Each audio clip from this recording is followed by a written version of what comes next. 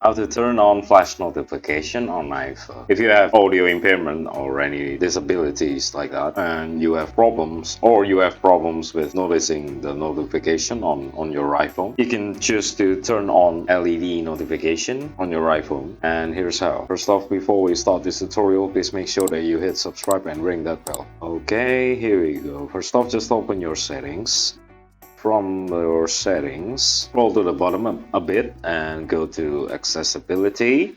On the hearing subsection, just choose on audio/visual.